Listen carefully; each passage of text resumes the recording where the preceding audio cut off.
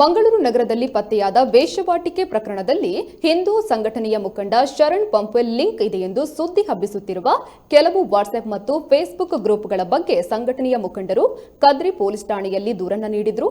ಈ ಬಗ್ಗೆ ಪ್ರಕರಣ ದಾಖಲಿಸಿಕೊಂಡಿರುವ ಪೊಲೀಸರು ಆರೋಪಿಗಳಿಗಾಗಿ ಬಲೆ ಬೀಸಿದ್ದಾರೆ. ವಿಶ್ವ ಹಿಂದೂ ಪರಿಷತ್ ಮತ್ತು ಬಜರಂಗ ದಳದಲ್ಲಿ ಮುಂಚೂಣಿ ನಾಯಕನಾಗಿರುವ ಶರಣ್ ಪಂಪ್ವೆಲ್ ಬಗೆಗಿನ ಅಪಪ್ರಚಾರವನ್ನು ಹಿಂದೂ ಮುಖಂಡರು ಖಂಡಿಸಿದ್ದು, ಪೊಲೀಸರು ಆದಷ್ಟು ಬೇಗ ಈ ಬಗ್ಗೆ ತನಿಖೆ ನಡೆಸಿ ಆರೋಪಿಗಳನ್ನು ಪತ್ತೆ ಹಚ್ಚುವಂತೆ ಮನವಿಯನ್ನ ಮಾಡಿದ್ದಾರೆ.